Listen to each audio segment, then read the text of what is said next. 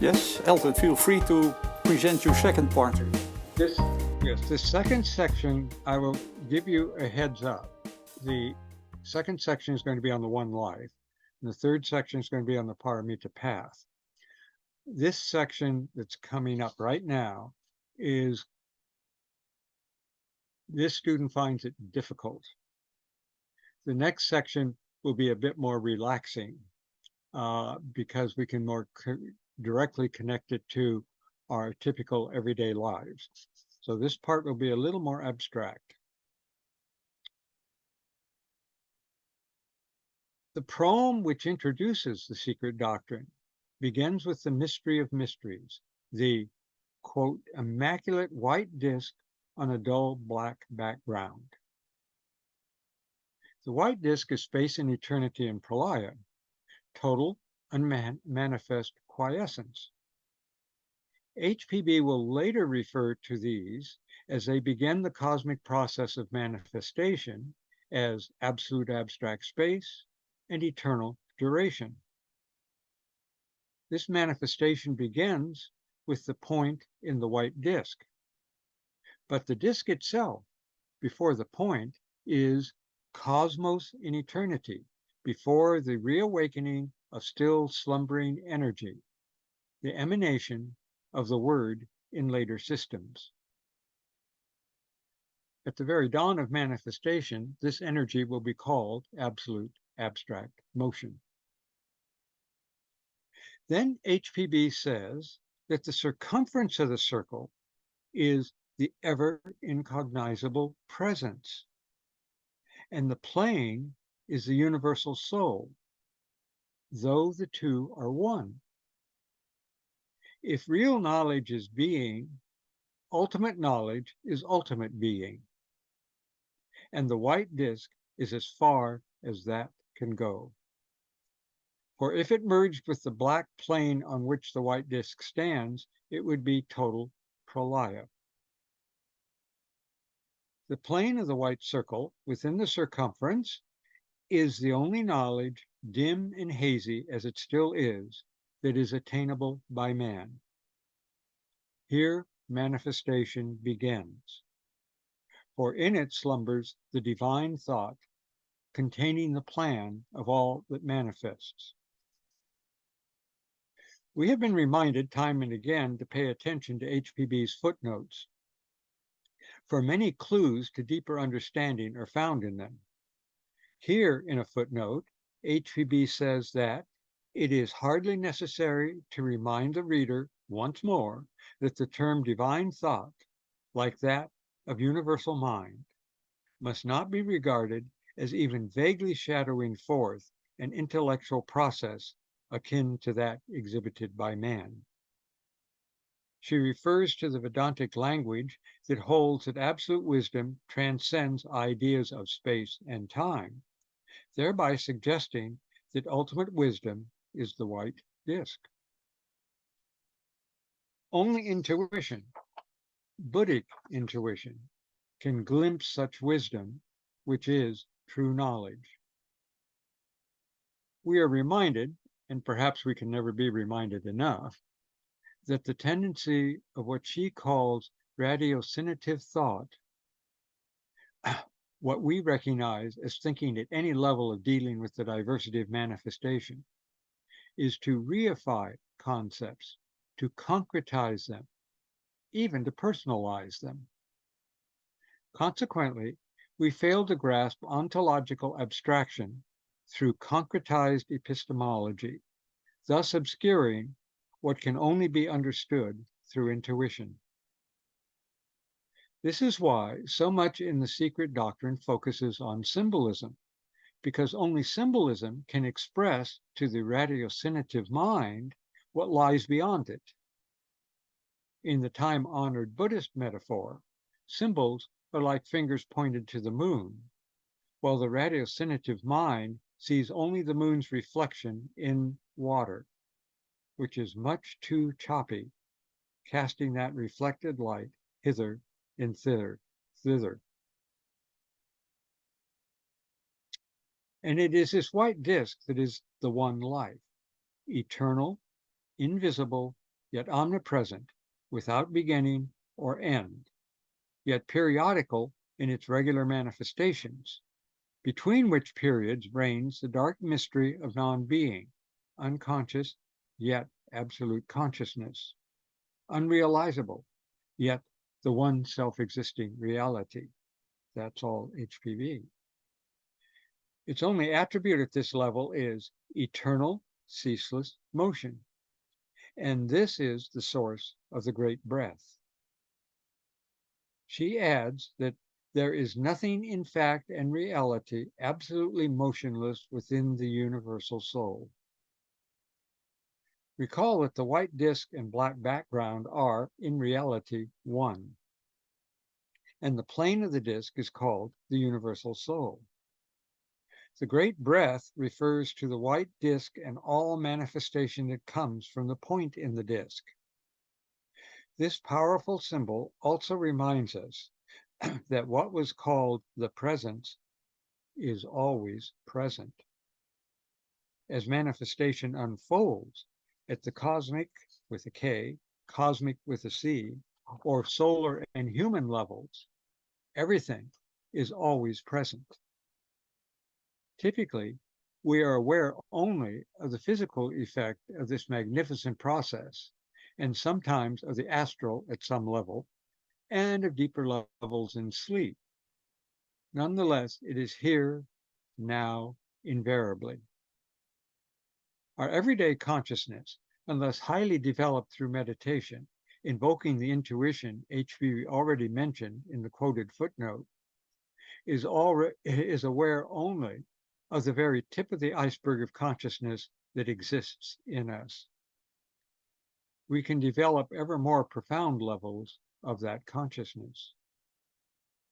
The one life, the great breath, implies the unity of all existence and all levels of existence, though our personal consciousness may be quite unaware of it. Since what is real to us is what we perceive, what sensations we have, and how we think about them, we must awaken to states of consciousness that transcend these if we are to understand the nature of things. As the great breath breathes out, manifestation occurs. Breathing in, everything progressively dissolves back into its ultimate, unknowable source.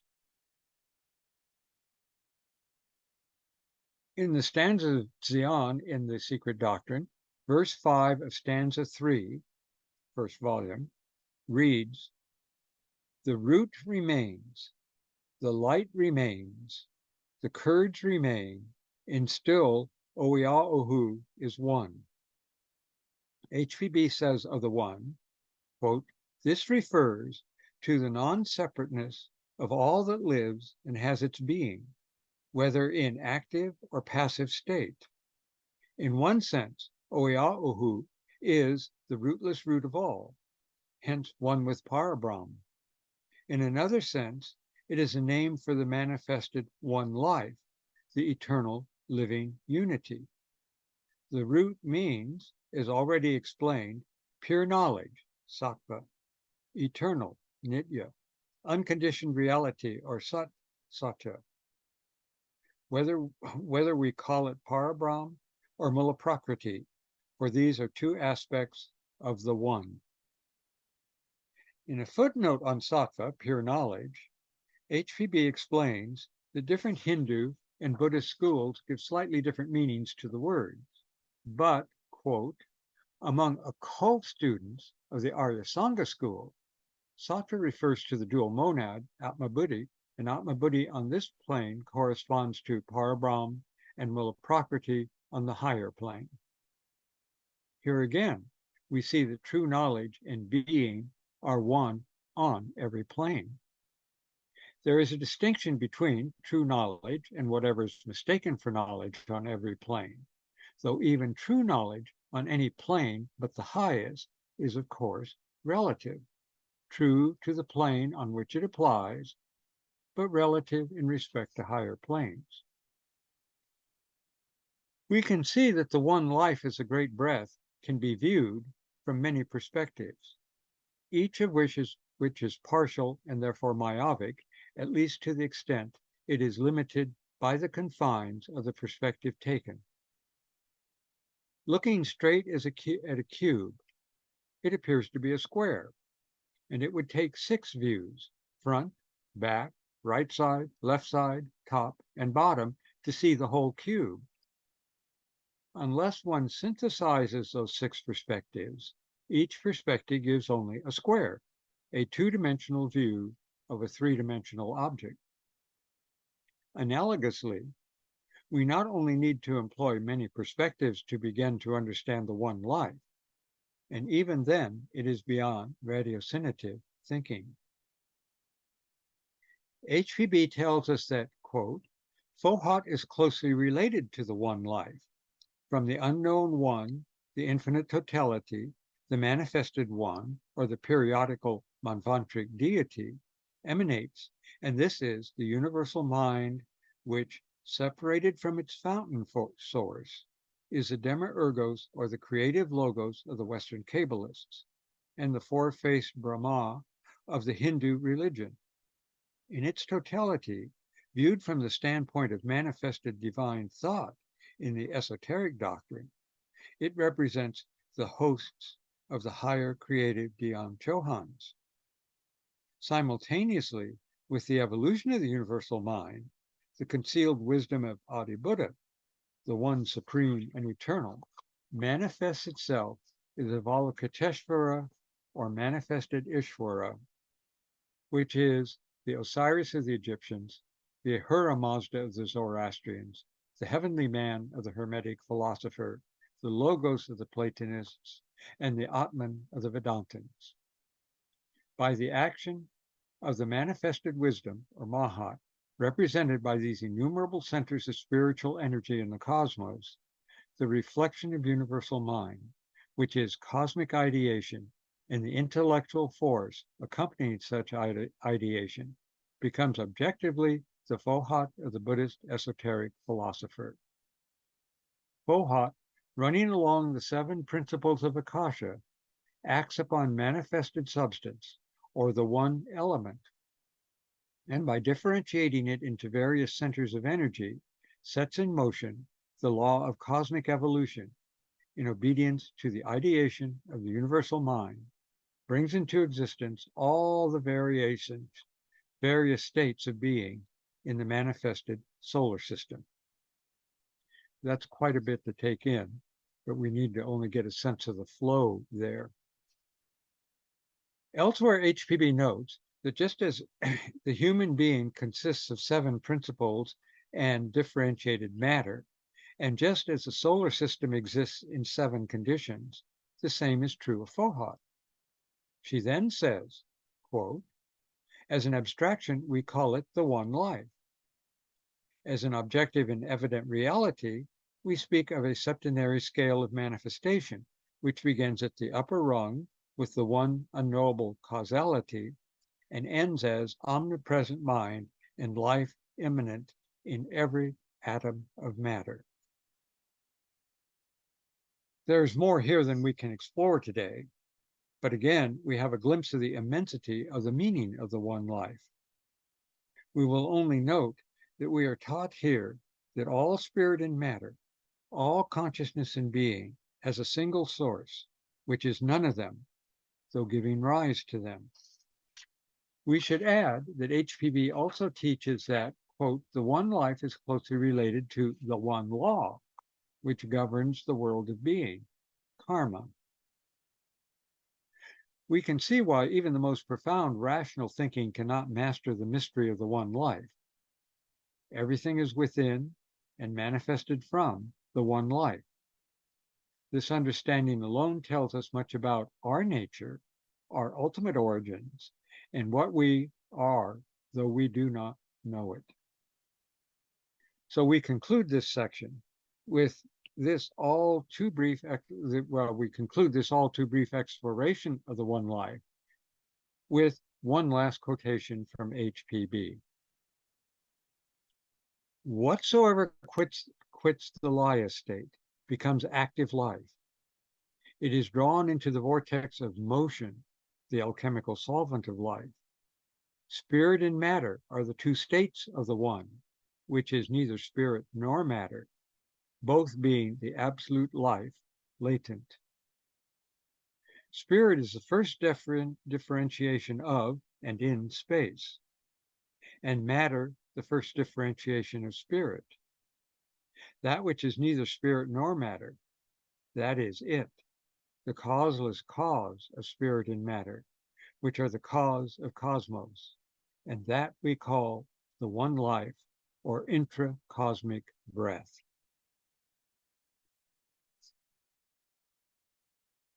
That was pretty deep in the ocean, so we should pause here. Okay, thank you. We have first a break of 3 minutes, so you can think about your questions. And I think this part of Elton is really asking for questions, but he is there, so we can do this. And after the break, we first start by answering the questions then. Okay, we can start with the questions. Erwin, do we have questions? Yes, there are a few questions coming in, Elton. So the first one is this right? Can all entities rightly say, I am boundless more than what I now express? Oh, that's a good question.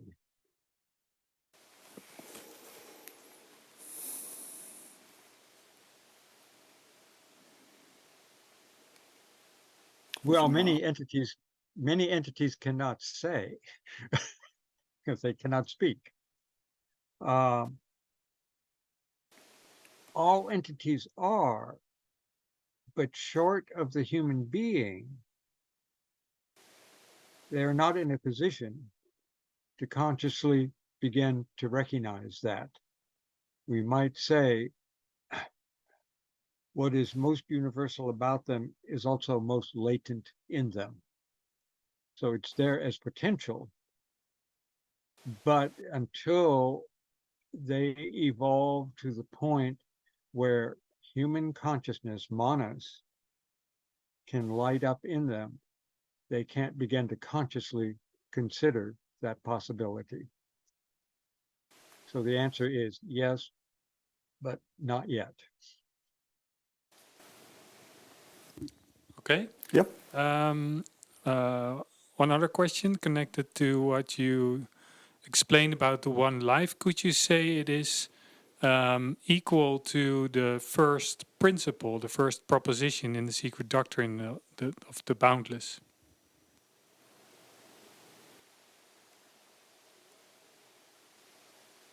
Well, as you saw from those quotations, I know each one of which was pretty complex. It sounds like the one life is almost being talked at more than one level. So I think it depends on the context. In the right context, yes. But in other contexts, it's more like the first possibility of manifestation. And then even in another context, it's like that manifestation beginning to really appear. Which is why I put those quotes in and mentioned that we need 6 perspectives and an ability to synthesize them. And this student does not feel adequate to that project entirely.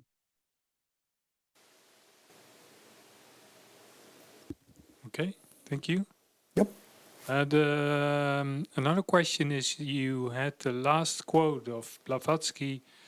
Could you say that also relates to the emanation process of first logos to second logos to third logos? I'm sure it's talking about the same thing, yes, in different language. It's getting a kind of at this point, kind of a summary of much that has gone on before, but yes. Okay, 2 more. Do I understand correctly that there is a universal process of cooperation between the mind and the matter side in every universe, which are two sides of the one life? Oh, that's a lovely way of putting it. Yes, I think so. Every universe, I don't know, we're not told anything about universes beyond this cosmos that we're in. But yes, it has to be that way, which is why we are incarnated the way we are. Otherwise, it would make no sense. Okay. And sort of open question, how about duration? Where does that fit in? Could you repeat the question? So someone asks, how about duration? Where does that fit in? Oh, duration.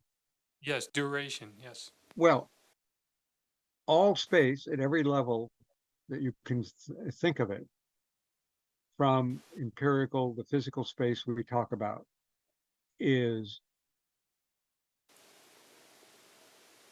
full of energy, space at the astral level, space at the pranic level, space at the monastic level. So that's all going to be true of that. That time is well, Plato put it very nicely. He says, time is a moving image of eternity. We might say, time is the moving image of duration, because duration is not time, but time is the way duration manifests in Manvantara, therefore in the cyclic pattern of existence. Okay, thank you. Those are Yeah. were the questions. Yep. Okay, Elton, maybe you can make a start with your third part. Okay.